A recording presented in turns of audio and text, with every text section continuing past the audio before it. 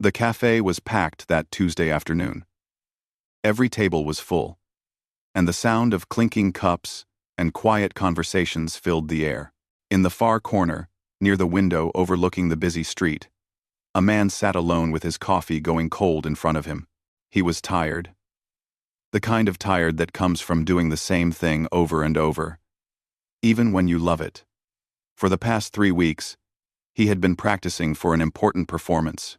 8 hours a day at the piano, playing the same pieces until his fingers ached. Today, he just needed a break from it all. The cafe was nothing fancy. Red vinyl booths lined one wall, and small wooden tables filled the rest of the space. The smell of fresh coffee and grilled sandwiches made the place feel warm and welcoming. But what caught his attention was something most people probably never noticed. Tucked away in the corner, covered with a faded cloth, and surrounded by stacked menus and old newspapers, sat an upright piano. It looked like it had been there for decades. The wood was scratched and dull, and dust had settled into every crack and corner. He wondered when someone had last played it. There was something sad about seeing an instrument just sitting there, silent and forgotten. A waitress approached his table, notepad in hand. She looked young, maybe mid-20s, with her hair pulled back in a simple ponytail. Her uniform was neat but worn, and she had the kind of tired smile that people wear when they have been on their feet too long. "Can I get you anything else?" she asked, glancing at his untouched coffee. "Actually, I was wondering about that piano over there," he said, pointing toward the corner. "Does anyone ever play it?" She followed his gaze and let out a small laugh. "That old thing. Not anymore. The owner keeps saying she'll get rid of it, but somehow, it just stays. I think it belonged to her grandmother or something like that. Does it even work? I honestly have no idea," she said with a shrug. "I have never heard anyone try." He nodded slowly, still looking at the piano. There was a long pause, and the waitress was about to walk away when something made her stop. She glanced back at him. Curious. "Are you a musician or something?" she asked. "Something like that," he replied with a slight smile. "Do you play?" The question seemed to catch her off guard. Her expression changed for just a moment, something flickering across her face that looked like memory mixed with regret. "I used to," she said quietly. "A long time ago." "How long is a long time?" She hesitated, shifting her weight from one foot to the other. 2 years. Maybe a bit more." "That's not that long," he said, watching her carefully. "Long enough," she replied, her voice softer now. "Long enough to forget most of it." But he did not believe that. A few minutes earlier, while she had been clearing a nearby table, he had heard her humming under her breath. It was not some pop song or random tune. It was Chopin, a nocturne. Most people would not even recognize it, but he had played that same piece 100 times. "You do not hum Chopin, unless you really know music." "What made you stop?" he asked. She looked down at her notepad, clicking her pen a few times. "Life, I guess. Bills. Reality. The usual stuff." There was more to the story. He could tell by the way she said it, like she was closing a door she did not want to talk about. But he did not push. Instead, he looked back at the piano, and then at her. "You should play something," he said suddenly. She laughed, but it was the kind of laugh people make when they are nervous. "Yeah. Right. I don't think so." "Why not?"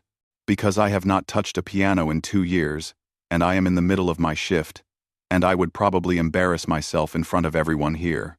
"Or maybe you would surprise yourself," he said. She shook her head, still smiling but clearly uncomfortable. He leaned back in his chair, studying her for a moment. "What if I challenged you?" "One." "What?" "A challenge. You play something on that piano, and I will cover your tips for the rest of the day." Her eyes widened slightly. "Are you serious?" "Completely serious." "Why would you do that?" "Because I am curious," he said simply. "And because I think you want to play more than you are letting on." She stood there, frozen, her pen still in her hand. Around them, the cafe continued its usual rhythm. Someone laughed at a nearby table.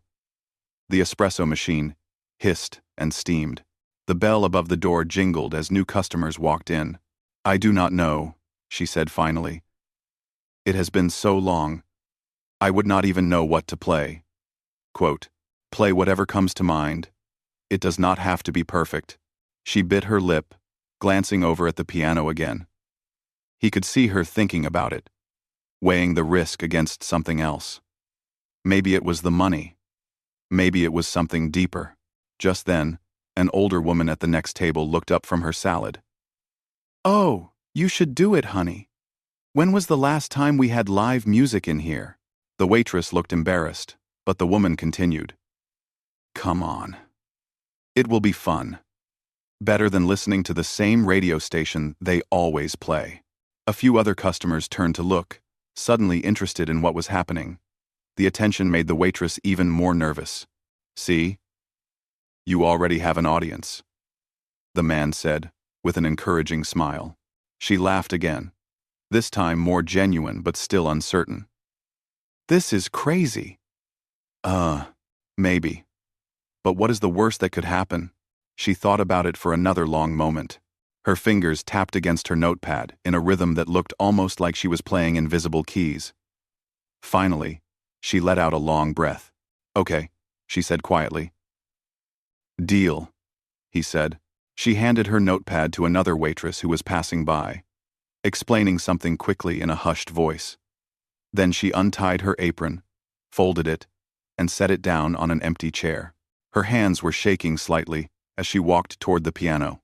The man watched her go, genuinely curious about what would happen next. He had heard her humming. He knew she had training. But 2 years away from an instrument was a long time. Skills could fade. Confidence could disappear. He honestly had no idea what she would be able to do. She reached the piano and carefully removed the cloth covering it. Dust particles floated up into the afternoon sunlight streaming through the window. She pulled out the bench, which scraped loudly against the floor, and sat down slowly. Her hands hovered over the keys, but did not touch them yet. Around the cafe, people were starting to notice. Conversations grew quieter. A few customers turned in their seats to get a better view. Someone near the counter whispered to their friend, pointing toward the corner. The waitress closed her eyes and took a deep breath. Her fingers finally touched the keys, testing them gently. She sat there for another moment, completely still, as if gathering courage from somewhere deep inside. The cafe was not quite silent yet, but it was getting there. People sensed something was about to happen. And then she began to play. The first note hung in the air like a question waiting to be answered. It was soft, almost hesitant, as if the waitress was testing not just the piano but herself. Her fingers moved to the next key, then the next. Slowly at first, carefully, like someone walking on ice they were not sure would hold them. The man at the corner table leaned forward slightly, his coffee still untouched. He recognized the piece immediately. Rachmaninoff, Prelude in C-sharp minor, one of the most difficult pieces in classical piano. His eyebrows raised just a fraction. Most people who had been away from piano for 2 years would choose something simple. A basic melody. Maybe a popular song everyone knew. But this was bold. This was either going to be spectacular or a disaster. And there was no middle ground. The waitress kept her eyes closed as she played. Her face had changed completely from just moments ago. The nervousness was still there. He could see it in the slight tension of her shoulders. But something else was taking over. Something that had been buried for too long, and was now fighting its way back to the surface. The music started to build. Her fingers moved faster now, more confident with each passing second. The melody twisted and turned, dark and brooding, filled with emotion that seemed to come from somewhere deep inside her. It was the kind of playing that told a story without words. Around the cafe, the change was instant and absolute. A businessman who had been typing furiously on his laptop stopped mid-sentence, his fingers frozen above the keyboard. A mother who had been trying to calm her fussy toddler found the child suddenly quiet, staring toward the corner with wide eyes. Two college students who had been laughing over their phones slowly lowered them, their conversation dying mid-laugh. The espresso machine stopped hissing. The cook who had been clanging pots in the kitchen poked his head through the service window. Even the owner, a woman in her 60s who had been restocking napkins, stood perfectly still with her hands full, napkins forgotten. The entire cafe went silent. Not the awkward silence when someone drops a glass and everyone stops to look. Not the polite silence when someone makes an announcement. This was different. This was the kind of silence that happens when people forget they are supposed to breathe. When the whole world seems to shrink down to a single moment, a single sound. The music filled every corner of the room. It bounced off the walls and wrapped around each person like an invisible thread connecting them all. The piece grew more intense, the notes cascading over each other in waves. Her hands moved across the keyboard with increasing speed and precision, her whole body swaying slightly with the rhythm. The man watching from his table felt something tighten in his chest. He had heard this piece played by professionals. He had played it himself countless times. But there was something different about this, something raw and honest that you could not learn from a teacher or perfect through practice. This was not just technical skill. This was pain and hope and everything in between, all poured out through her fingers onto those dusty keys. A woman near the window had tears running down her face. She did not wipe them away. She just sat there, listening, letting them fall. Her companion reached across the table and squeezed her hand. But neither of them looked away from the waitress. Someone who had been about to leave, their hand already on the door handle, froze in place. They slowly turned back around and stood there, door half open, letting the cool air drift in. No one told them to close it. No one noticed anything except the music. The piece demanded everything from the player. There were moments of thundering power where her hands crashed down on the keys, making the old piano vibrate with the force. Then, just as suddenly, it would drop to barely a whisper, notes so soft they were almost imagined rather than heard. She navigated all of it with a skill that made the man realize he had completely underestimated her. This was not someone who used to play casually. This was not someone who had taken a few lessons as a kid and remembered a couple of songs. This was someone who had dedicated years of their life to this. Someone who had studied seriously. Someone who had been really, truly good. The waitress's apron, which she had left on the chair, had slipped to the floor. No one picked it up. Another waitress had been walking toward a table with plates of food. She stood motionless in the middle of the floor, the plates growing cold in her hands. Completely forgotten. Outside on the sidewalk, people walking past the cafe began to slow down. The music was loud enough to be heard through the windows, and it had a magnetic quality that made them stop. A jogger paused mid-run. A businessman on his phone ended his call. A teenager took out her earbuds. One by one, they gathered near the window, peering inside to see where such incredible music was coming from. The piece built toward its climax. The waitress's fingers flew across the keys now, playing with a ferocity that seemed impossible for someone who had not touched a piano in 2 years. Her face was no longer tense. It was completely lost in the music, transported somewhere else entirely, somewhere that was not this cafe, not this life, not this uniform and these double shifts and unpaid bills. The man found himself holding his breath. He glanced around the room and realized everyone else was doing the same. 40 people, maybe 50, with those gathering outside, all suspended in the same moment, all feeling the same thing, whatever that thing was. Connection, maybe. Beauty. The reminder that there was something more to life than the daily grind. The music surged forward like a wave building higher and higher. The waitress's whole body moved with it now, rocking slightly, her hair coming loose from its ponytail. Sweat beaded on her forehead. Her fingers never missed a note, never hesitated, never faltered. And then, in what felt like both an instant and an eternity, It was over. The final notes rang out, deep and resonant, then faded slowly into nothing. The waitress's hands stayed on the keys for a long moment after the sound had died away. She sat there, perfectly still, her eyes still closed, her chest rising and falling with deep breaths. The silence that followed was even more profound than the one during the performance. No one moved. No one spoke. No one seemed to know what to do. The waitress slowly opened her eyes, and it was like watching someone wake up from a dream. She blinked a few times, seeming to remember where she was. Then, she noticed the silence. She noticed all the eyes on her. She noticed the people standing outside the window, with their phones raised. Her face flushed red. Her hands jerked back from the keys, as if they had suddenly become hot. She looked around the cafe with an expression somewhere between shock and horror, as if she could not quite believe what had just happened. For another endless second, no one reacted. The waitress started to stand up, looking like she wanted to run and hide somewhere.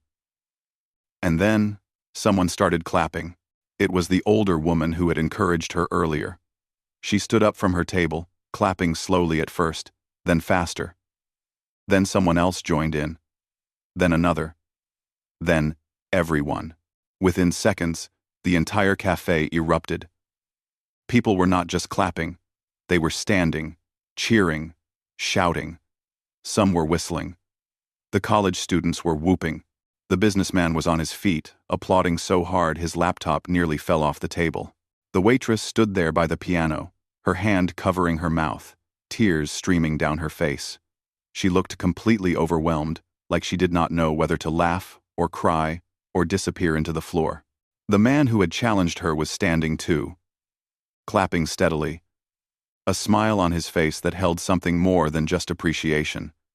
It held respect, recognition, and maybe something else.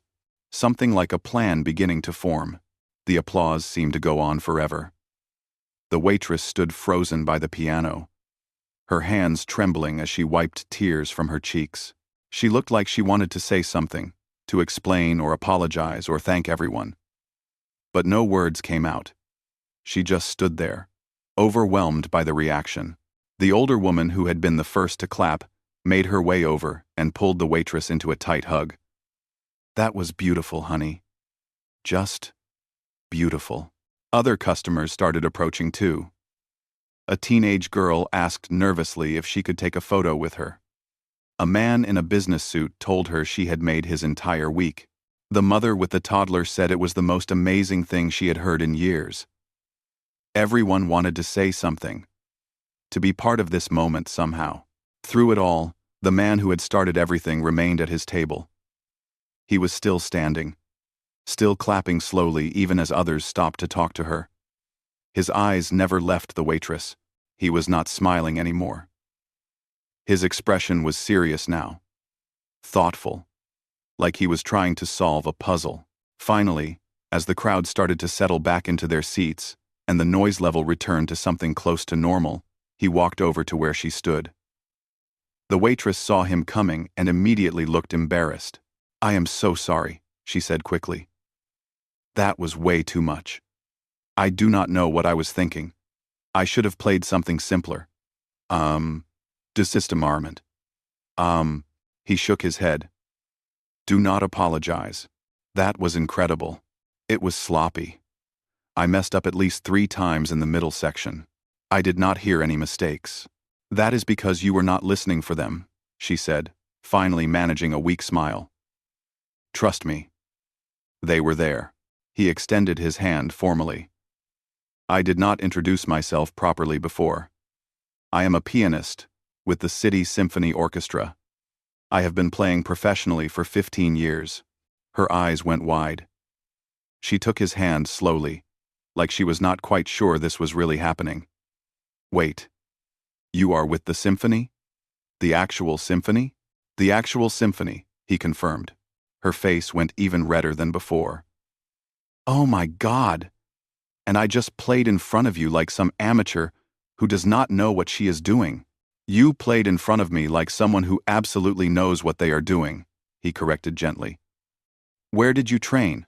She hesitated, looking down at their still joined hands before pulling hers back. It does not matter. That was a long time ago. It matters to me.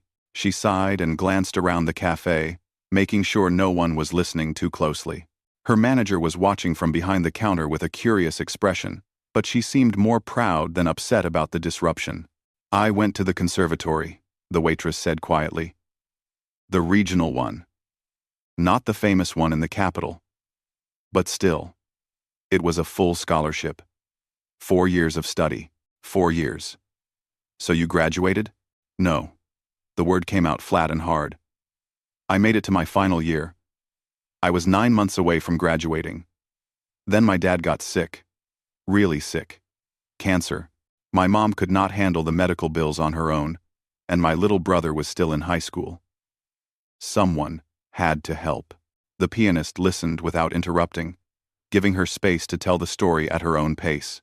So I dropped out, she continued. Came back home, got a job, then another job, then a third one, whatever it took to help pay the bills and keep my brother in school. My dad fought for 2 years, but he did not make it. By the time it was over, I had so much debt, and I had been out of school so long that going back felt impossible. How long ago was that? My dad passed 2 years ago. I stopped playing around the same time. It hurt too much, you know? Every time I even thought about sitting at a piano, I just felt angry. Angry at life for being unfair. Angry at myself for having to give up something I loved. Angry at my dad for getting sick. Which I know is not fair. But feelings are not always fair. Her voice cracked on the last sentence, and she looked away, blinking rapidly. What did you study at the conservatory? He asked. Performance.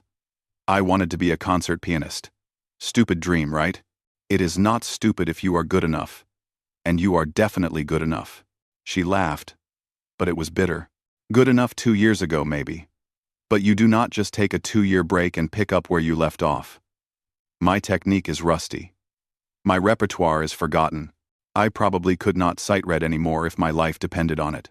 You just played Rachmaninoff from memory. Muscle memory. That is different. That piece is burned into my brain from playing it 1,000 times when I was studying.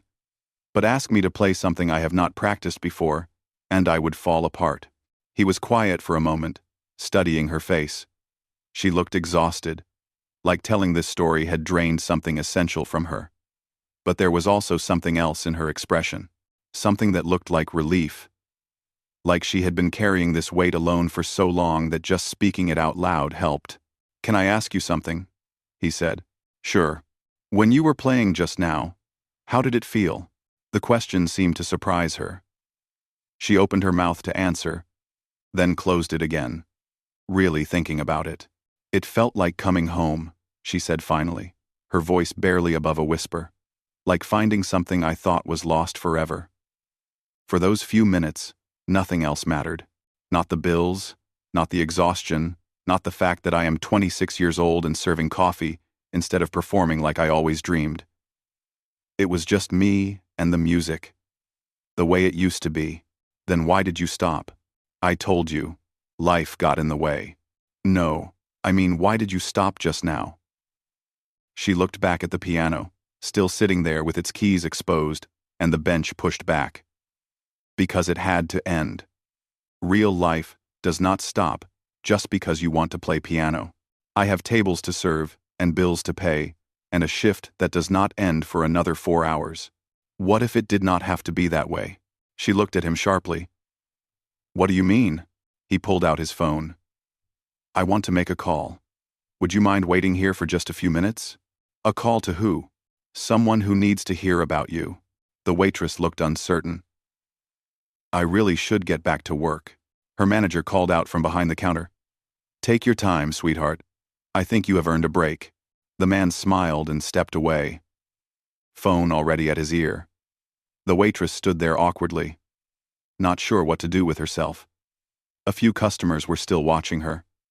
Smiling warmly, the teenage girl who had asked for a photo was showing it to her friends on her phone. All of them looking excited. The other waitress, the one who had been holding the cold plates during the performance, finally delivered them and rushed over. "Girl! What just happened? Since when can you play like that?" "Since a lifetime ago," the waitress replied. "Well, it was amazing. Everyone is talking about it. Someone posted a video on social media, and it already has hundreds of views." "Wait, what?" The other waitress showed her the phone. Sure enough, at least 5 different people had recorded the performance and posted it online. The videos were spreading fast, being shared and commented on. One of them already had over 1,000 views and was climbing rapidly. The waitress felt dizzy. This was not how she had imagined her Tuesday afternoon going. This morning she had woken up like any other day, exhausted and stressed about rent money. Now she was watching herself play piano in front of strangers on the internet, while a professional musician made mysterious phone calls about her. The man returned a few minutes later, looking pleased. "Okay. So, I just spoke with my artistic director and a colleague who runs a foundation for musicians. They both want to meet you." "Meet me? Why?" "Because talent like yours does not come around very often, and because there are people and organizations that exist specifically to help musicians who have faced the kind of obstacles you have faced." The waitress shook her head, looking overwhelmed again. "I do not understand." "Meet them." "For what?" He pulled out a chair at the nearest empty table and gestured for her to sit. She did, slowly, like she was moving through water. "What if I told you," he said, sitting across from her, "that this does not have to be the end of your story?" The waitress stared at him across the table, her mind racing. "I do not understand what you are saying." "I am saying that what just happened here was not ordinary. You know that, right?" She glanced around the cafe. People were still stealing looks at her, whispering to each other with excited expressions. Her phone, which she had left in her apron pocket, was buzzing non-stop with notifications. "I guess people seem to like it." "To like it?" He leaned forward. "I have been in this business my entire adult life. I have heard thousands of pianists play. Students, amateurs, professionals, everyone in between. What you just did, that is not something you hear every day. That is not even something you hear every year." She felt her throat tighten. "I am really not. Nice would be telling you it was pretty good for someone who has not played in a while. I am telling you the truth. You have a rare gift, and it should not be wasted serving coffee. No offense to your job. None taken, I guess." She twisted her hands together nervously. "But gifts do not pay rent. Gifts do not clear debt. I learned that the hard way." "What if they could, though?" Before she could respond, the cafe door opened, and 3 people walked in. The first was a woman in her 50s, wearing an elegant coat and carrying a leather bag. She had the kind of presence that made people automatically sit up straighter. Behind her was a younger man with glasses and a tablet in his hand, and a woman about the waitress's age, holding a professional camera. The pianist stood up immediately. "That was fast." The elegant woman smiled. "You said it was urgent, and your description was intriguing. I wanted to see for myself." She turned to the waitress, who had also stood up, looking completely confused. "You must be the young woman who has everyone talking." I guess. I am sorry. Who are you?" "I am the artistic director for the City Symphony Orchestra. This is my assistant, and this is a journalist from the Arts and Culture magazine. Your performance was recorded by several people, and those videos have been shared quite extensively in the last 30 minutes. We have been getting calls about you." The waitress felt the room start to spin. "Calls about me? Calls about me?" The journalist stepped forward, friendly but professional. "Would you mind if I asked you a few questions? Our readers love stories about undiscovered talent. And what happened here today is exactly the kind of thing that inspires people. I am not undiscovered talent. I am just a waitress who used to study music." "You are much more than that," the pianist said gently. Trust me. The artistic director gestured to the table. May we sit? The next 20 minutes felt like a dream to the waitress. The journalist asked her questions about her background, her training, why she stopped playing, what the music meant to her. She answered as honestly as she could, though her voice shook several times. The journalist's camera was recording everything, which made her even more nervous. Meanwhile, the artistic director listened carefully, occasionally asking her own questions. She wanted to know what repertoire the waitress had studied, who her teachers were, what her goals had been before she left school. With each answer, the director's expression grew more interested. Finally, the director set down her coffee cup and looked directly at the waitress. I want to make you an offer. The waitress's heart hammered in her chest. An offer? In 3 weeks, we are hosting a community outreach concert. It is a special event where we bring classical music to people who might not normally attend our regular performances. We feature both our orchestra members and occasional guest artists. I would like you to be one of those guest artists. The words did not make sense at first. The waitress heard them, but they seemed to be in the wrong order. You want me to perform? With the orchestra? Not with the full orchestra, no.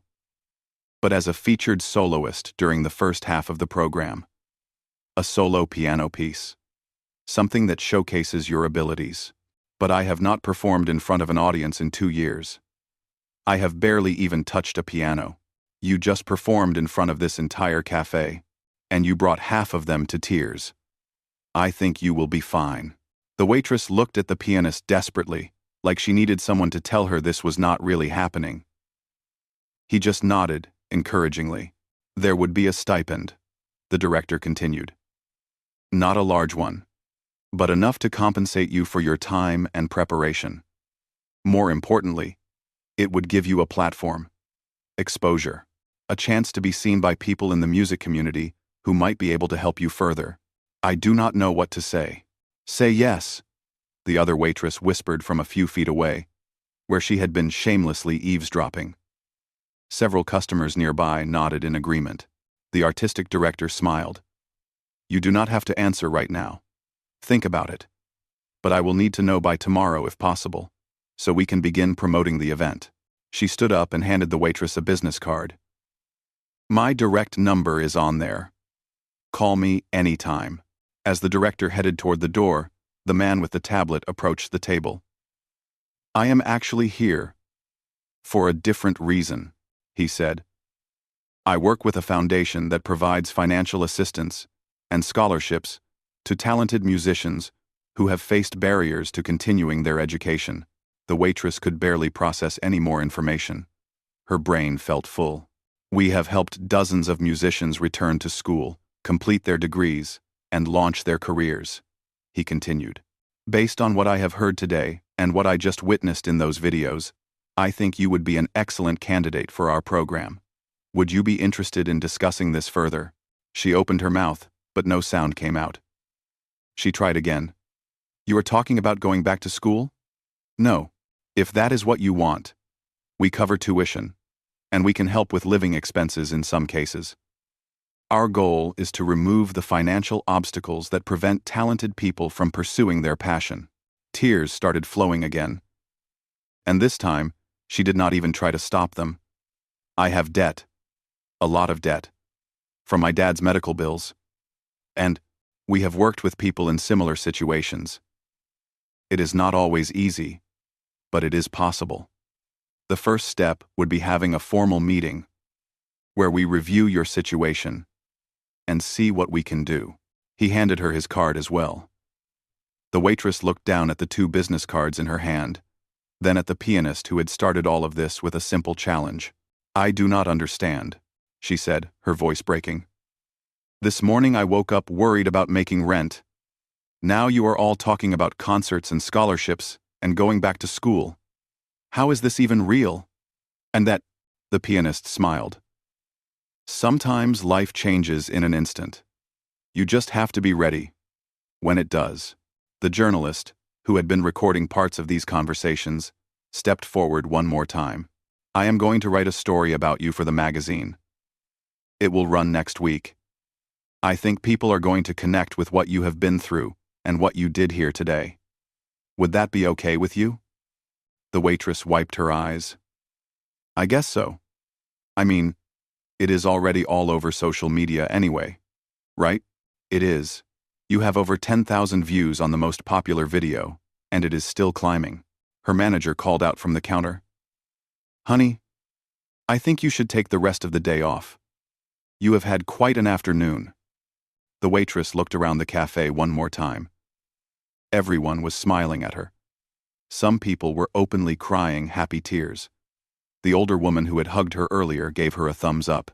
The teenage girl was still showing the photo to everyone who would look. She turned back to the pianist. You did this. You made all of this happen. No, he said firmly. You did this. I just gave you a push. The talent was always there. The music was always inside you. You just needed a reason to let it out again. She sat back down heavily, feeling like her legs might give out. Now? He smiled. Now you go home, get some rest. And tomorrow, you start making phone calls. You call the artistic director.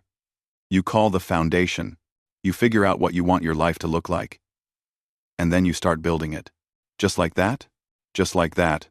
She looked down at the business cards again, then at her uniform, then at the piano still sitting in the corner where everything had changed. I have not even thanked you properly, she said. You do not need to thank me. Just promise me something. What? Promise me you will not let this moment pass you by. Life gave you a second chance today. Do not waste it. She nodded, unable to speak through the tears. The pianist stood up and put some bills on the table. Far more than the coffee cost. Far more than her tips would have been. For the challenge, he said with a wink. As he headed for the door, the entire cafe erupted in applause once more. But this time, it was not just for the waitress. It was for all of it. For the unexpected beauty of the afternoon. For the reminder that magic can happen anywhere. Even in a busy cafe on a random Tuesday. For the proof that sometimes, when you least expect it, everything can change. 3 months later, the concert hall was packed. Every seat was filled, and people stood along the back wall, unwilling to miss what had become one of the most anticipated performances of the season. The buzz in the lobby before the show had been electric. Everyone was talking about her. The waitress who played piano. The viral video. The incredible comeback story. Backstage, she stood in front of a full-length mirror, barely recognizing herself. She wore an elegant black dress that the symphony had provided, and her hair was styled in a way she had never attempted before. Her hands were shaking, just like they had that day in the cafe. But this time, it was different. This time, it was not nervousness, mixed with rust. It was pure anticipation. A knock on the dressing room door made her turn. The pianist who had challenged her all those months ago poked his head in. You have about 5 minutes. How are you feeling? Terrified, she admitted with a shaky laugh. He stepped inside and closed the door behind him. Good. That means you care. The day you stop being nervous before a performance is the day you should worry. What if I mess up? What if I freeze out there? Then you will be human. Just like every other performer who has ever stepped on a stage. But you will not freeze. I have heard you practice. You are ready. She turned back to the mirror, taking a deep breath. The past 3 months had been a whirlwind she still could not quite believe. After that day in the cafe, everything had happened so fast. She had called the artistic director the next morning, her hands shaking so badly she could barely dial. The concert spot had been confirmed. Then the meeting with the foundation had gone even better than she could have imagined.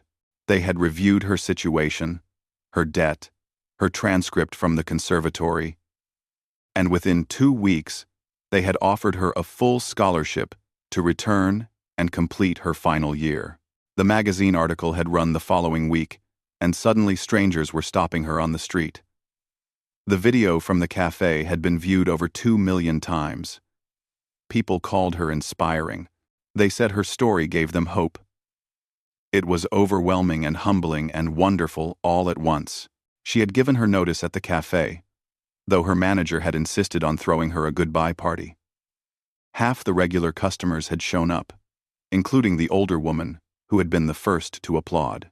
They had all signed a card wishing her luck, and she kept it in her bag everywhere she went. Returning to the conservatory had been strange at first. She was older than most of her classmates now, and she carried experiences they could not understand. But her teachers had welcomed her back with open arms, and she had thrown herself into her studies with an intensity she had never had before. She knew what it was like to lose this opportunity once. She was not going to waste her second chance. And now, here she was, about to perform as a featured soloist with the City Symphony Orchestra, about to step onto a stage in front of hundreds of people, about to do the thing she had dreamed about since she was a little girl. "Hey," the pianist said gently, pulling her from her thoughts. "Remember what I told you that day in the cafe? You told me a lot of things that day. I told you that talent can survive years of silence, but it deserves to be heard. Tonight, people are going to hear you, really hear you. And they are going to remember this for a long time." She felt tears threatening but blinked them back. She could not ruin her makeup now. "Thank you. For everything. For seeing something in me when I could not see it in myself. I just gave you the push. You did all the hard work." Another knock came at the door. "5 minutes to curtain," someone called. The pianist squeezed her shoulder. "I will be watching from the wings. You are going to be amazing." He left, and she was alone with her reflection once more. She thought about her father, wishing desperately that he could be here to see this. He had always believed in her music, even when money was tight and lessons seemed like an impossible luxury. He had worked extra shifts to pay for her first piano. He had driven her to competitions and recitals, never complaining about the early mornings or long drives. She touched the small locket around her neck, the one that held his picture. "This is for you, Dad," she whispered. Another knock. "It is time." She walked through the backstage corridors, her heels clicking on the polished floor. Stagehands whispered encouragement as she passed. The artistic director was waiting in the wings, smiling warmly. "The house is full," she said. "There are people in this audience who drove 3 hours just to hear you play. No pressure." The waitress laughed despite her nerves. "Thanks for that. You are going to be wonderful. I have heard you in rehearsals. Just go out there and do what you do best. Tell your story through the music." The lights in the concert hall dimmed. The audience quieted immediately. The artistic director walked out onto the stage to introduce her, and the waitress stood in the wings, listening to her own story being told to hundreds of strangers.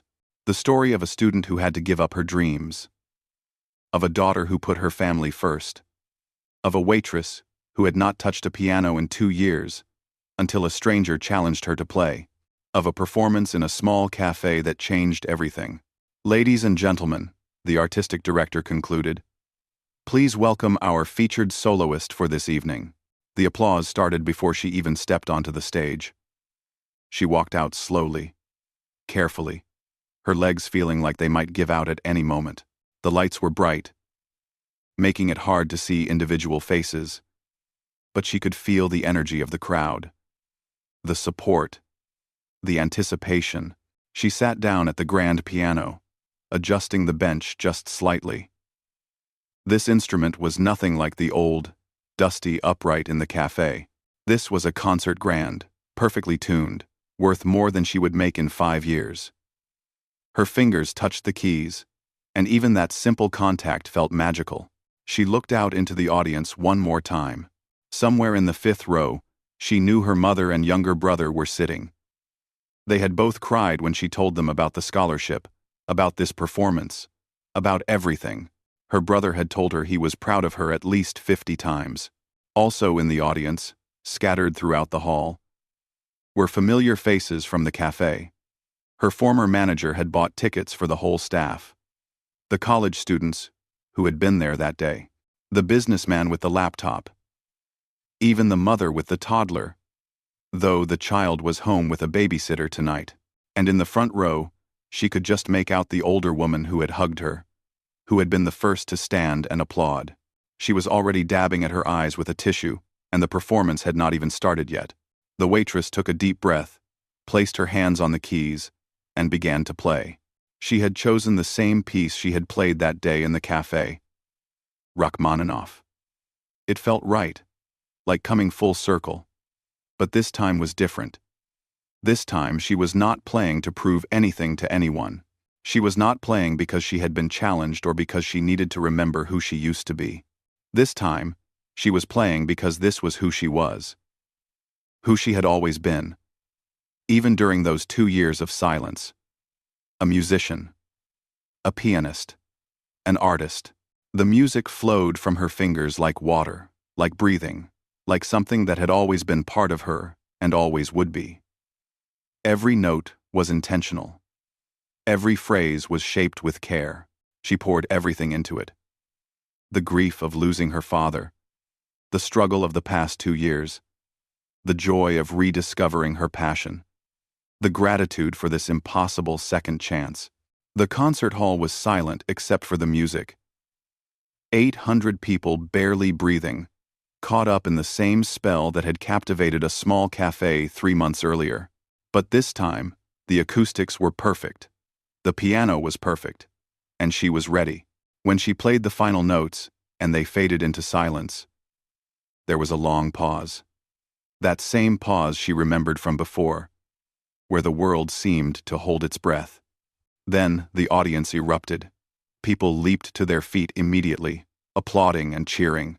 The sound was deafening, overwhelming, beautiful. She stood and bowed, tears streaming freely down her face now, not caring about the makeup anymore.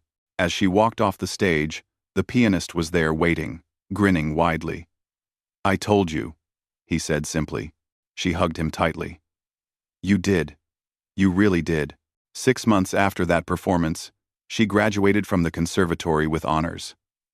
She was offered a position as a resident artist with a regional orchestra and began teaching piano to students who reminded her of herself.